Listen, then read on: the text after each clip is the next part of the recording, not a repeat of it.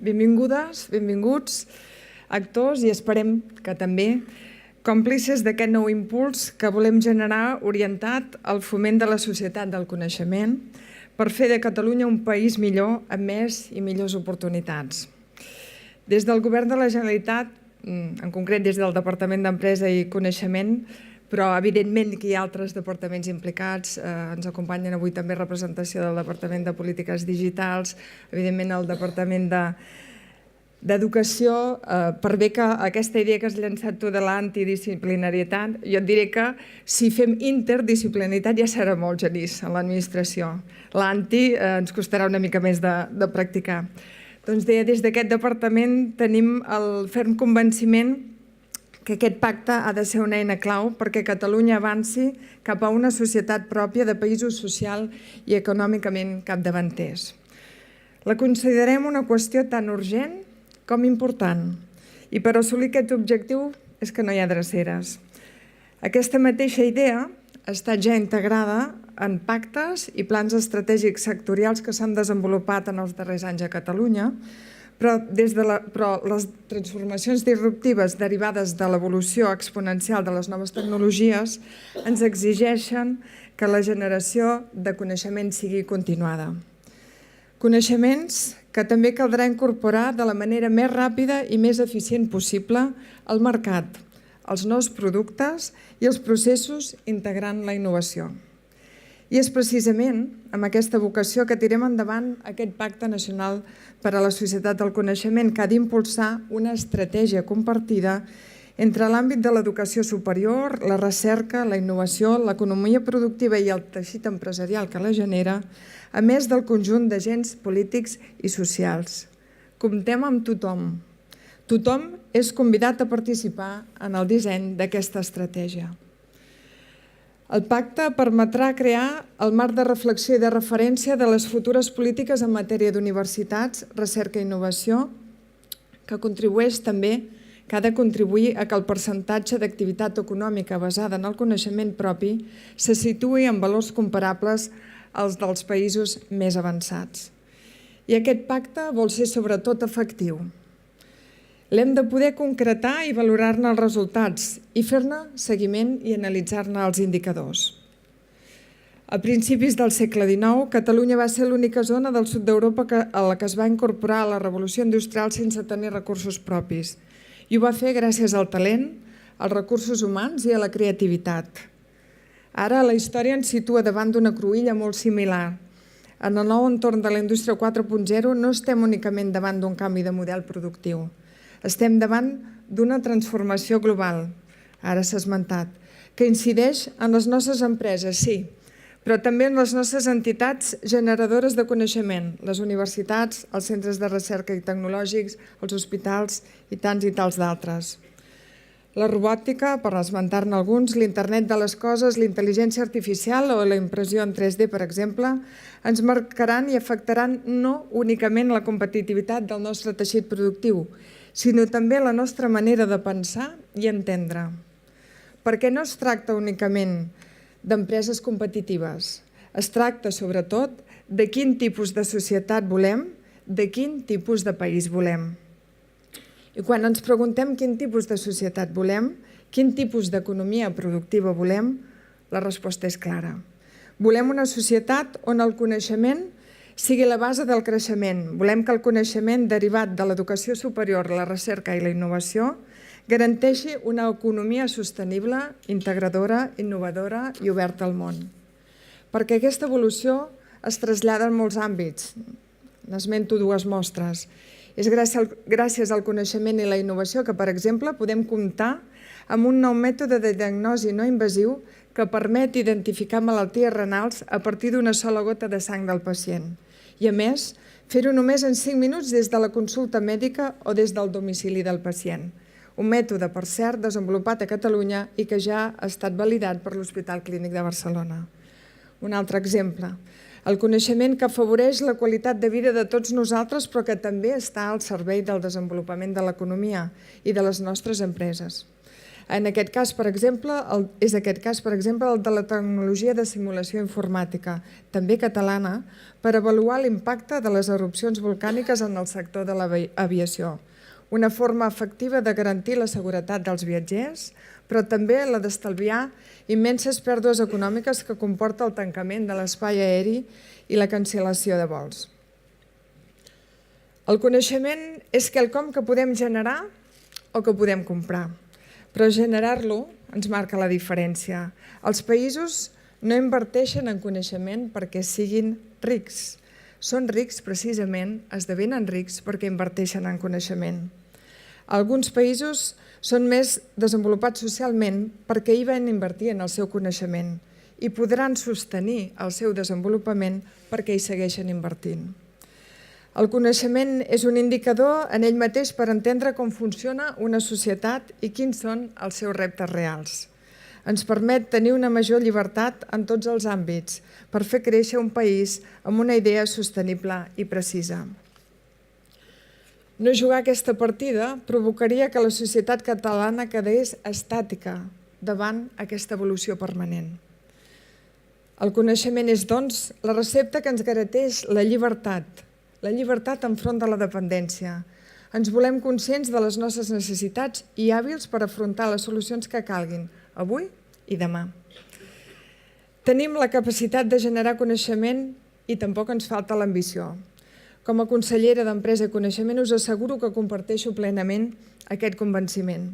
Cal avançar definitivament cap a aquesta societat basada en el coneixement i per fer-ho cal crear estratègies consensuades que tinguin en compte la realitat de Catalunya, la seva realitat econòmica, social i també territorial.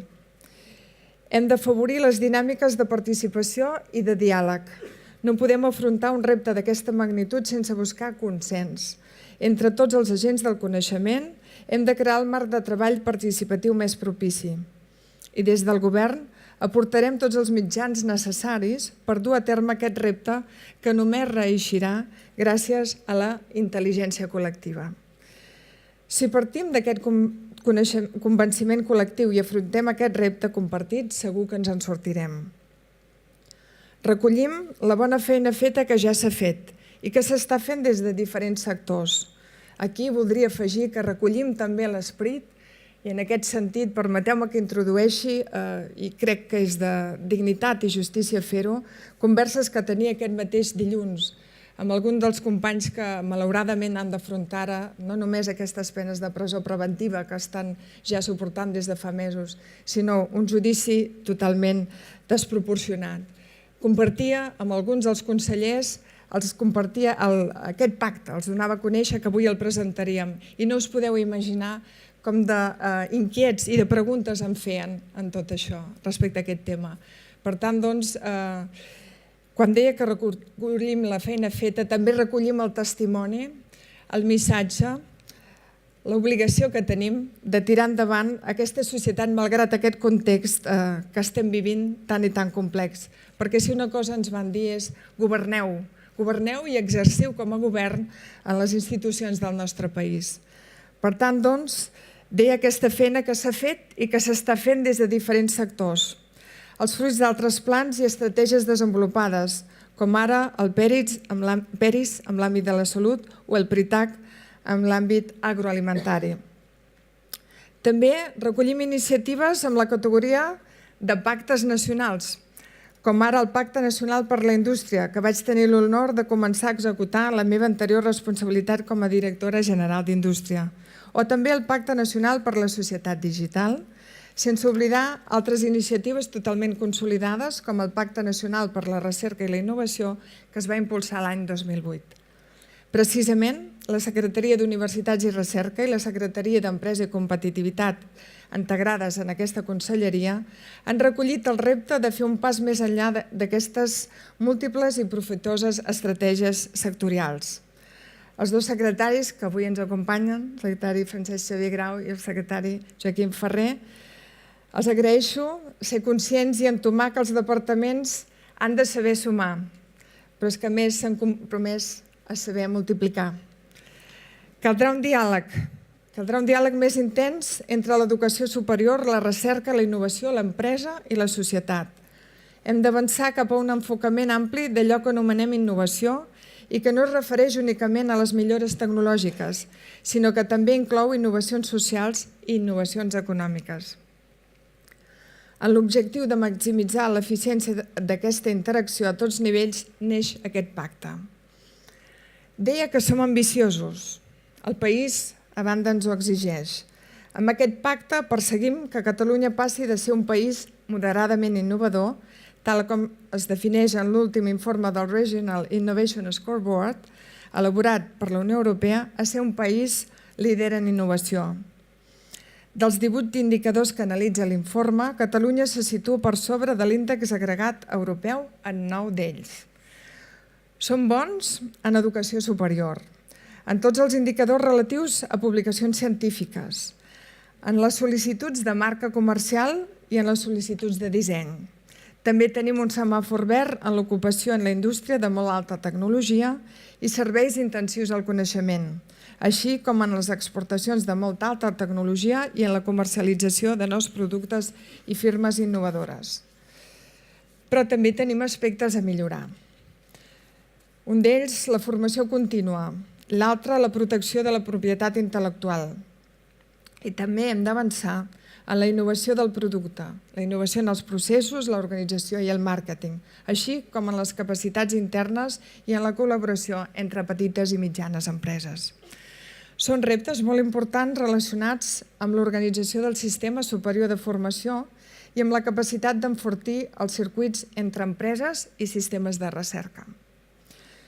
Per esmentar alguns indicadors, tenim 3 universitats catalanes en el top 50 europeu d'excel·lència en docència. Unes universitats que són intensives en recerca i que per això 2 d'elles se situen en el top 150 de les millors del món. Podem dir que el 34% dels nostres estudiants de grau i màster estan matriculats en una de les millors 100 universitats d'Europa i és aquest un percentatge superat només per Suïssa, Dinamarca i Suècia. Unes universitats que treuen 29.000 estudiants internacionals. En el cas de màsters, el nostre percentatge d'estudis forans només és superat pel Regne Unit. Si parlem de publicacions científiques, amb el 0,1% de la població mundial, Catalunya reprodueix l'1,3% dels articles científics. En l'àmbit europeu, amb l'1,5% de la població, som responsables del 3,7% de les publicacions. A més del 39% de les publicacions són en revistes d'alt impacte i el 50% s'han realitzat en col·laboració internacional. Tenim centres de recerca que encapçalen els rànquings mundials en les seves disciplines científiques com la fotònica, la química o la biomedicina. Tenim un teixit econòmic molt divers, integrat per més de 620.000 empreses. Més de 15.000 pertanyen al sector TIC, que en el darrer any van créixer més del 5%. Tenim una altra presència internacional, ja que més de 8.600 empreses estrangeres tenen seu al nostre país. Barcelona es considera la 4a ciutat a nivell europeu en start-ups, amb més de 1.300 empreses que generen més de 13.000 llocs de treball. Start-ups atractives en les que ja 3 de cada 4 obtenen finançament d'inversors. I tenim una indústria 4.0 que ocupa ja a més de 23.000 persones i genera un volum de més de 1.200 milions d'euros en sectors com el Big Data, la impressió 3D, la robòtica, l'internet de les coses o la ciberseguretat. És també gràcies a molts dels que avui ens acompanyeu que podem mostrar aquests indicadors positius. I no, pensareu alguns, no m'oblido de l'aspecte econòmic, de les inversions que cal fer en recerca, en infraestructures, en contractació de persones, inversions que caldrà realitzar. Per esmentar també alguna dada sobre inversions, per saber on som ara, globalment la inversió total en recerca i innovació hauria de créixer progressivament fins a arribar a un 3%. Això significa afegir un 1,54% del nostre producte interior brut a la situació actual, resultat d'un increment de l'esforç públic que hauria d'augmentar un 0,38% i el privat hauria d'augmentar en un 1,16%. Cap país té més d'un 1% del PIB procedent del sector públic i en els països més competitius tenen inversions globals, públics i privats, superiors al 3% i en plans d'incrementar-les. A Catalunya, per posar també alguna dada respecte a la inversió privada, aquesta representa en recerca i desenvolupament el 58% del total d'inversió, un sector empresarial que inverteix significativament en recerca i el qual animo a continuar en aquesta direcció. Passaré a detallar breument quina serà l'estructura del pacte. L'estructura dels continguts del pacte pivota al voltant de 7 eixos, en base als quals es dissenyaran, s'acordaran i s'executaran les accions per compartir els objectius fixats. El primer eix és la missió i visió del sistema del coneixement. A través del corresponent grup de treball s'analitzarà i es dimensionarà la missió de dos dels principals agents del sistema de coneixement, les universitats i els centres de recerca, per donar-los l'impuls imprescindible i alhora per reflexionar sobre les transformacions que es considerin necessàries. El segon eix gira al voltant dels recursos humans. S'analitzarà i es proposarà un model de personal propi, tant a les universitats com als centres de recerca. El tercer, l'eix dels recursos econòmics, important aquest, establirà les mesures necessàries per avançar en un model propi de suport als estudiants més desafavorits, per configurar un model de finançament sostenible i estable per a les universitats públiques, també per afavorir els recursos econòmics pels centres de recerca i per afavorir la participació de xarxes empresarials en la definició i ampliació d'estratègies, especialment en l'àmbit del desenvolupament regional. Un quart eix se centrarà en el sistema de recerca i identificarà tots els agents del sistema i diferenciarà els seus rols per tal d'establir els objectius i adoptar les mesures que consoliden el sistema d'impacte mundial. El cinquè eix és dedicat al sistema de transferència, innovació i emprenedoria i té com a missió identificar tots els agents i actius el paper que desenvolupen i establir els objectius globals, així com els mecanismes d'interacció i seguiment. L'empresa nova i la tradicional, la petita i la mitjana o gran, té el seu rol i contribueix a aquest desenvolupament. Pel que fa a l'eix dedicat a les infraestructures de suport a la recerca, volem anar més enllà d'un catàleg d'infraestructures i focalitzar-nos en les necessitats i la política estratègia que ens cal fer per progressar.